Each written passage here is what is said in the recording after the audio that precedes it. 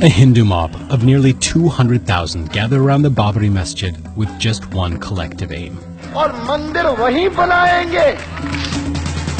Led by Hindu nationalist leaders, the mob broke police barricades, climbed the dome of the mosque, and tore it down. 25 years later, the political and social tremors of the Babri Masjid demolition can still be felt. So, what is the dispute all about? Named after India's first Mughal emperor Babur, the Babri Masjid is located in Ayodhya, Uttar Pradesh.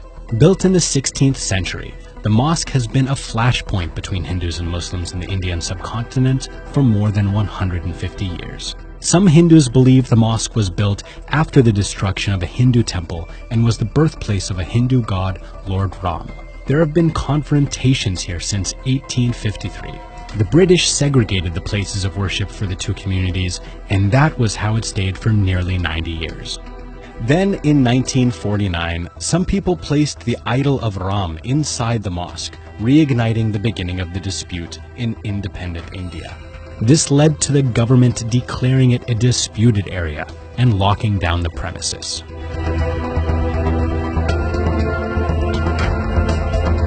In 1984, the Ram Mandir, or the Ram Temple campaign, inspired various nationalist Hindu movements throughout the country to build a temple at this site. It gathered momentum over the next few years.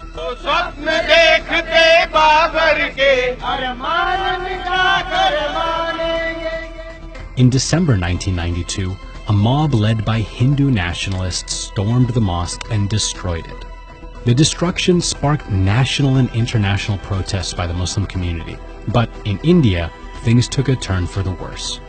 Towns and cities were swept by rioting between the two communities, and more than 2,000 people were killed, mainly Muslims. The Indian government struggled to come to grips with the crisis and accused the right wing of pre-planning the demolition. I am quite sure it was pre-planned. Throughout the dispute, multiple civil suits had been filed, including one on behalf of Lord Ram, claiming ownership of the land.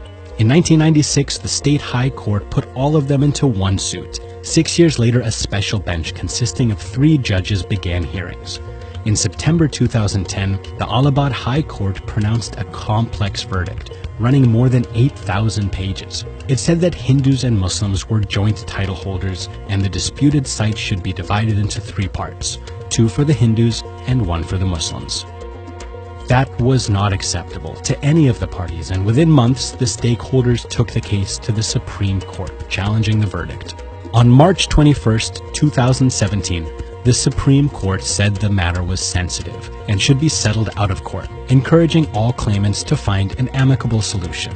The courts had also been hearing a case preceding the events that led to the demolition of the mosque. In April 2017, the Supreme Court finally charged senior BJP leaders, including former Deputy Prime Minister L.K. Advani, of criminal conspiracy in the destruction of the mosque 25 years ago.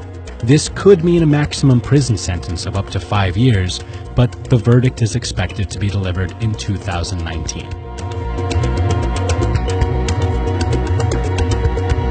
The Ram Temple movement has been at the heart of the Hindu nationalist movement in India.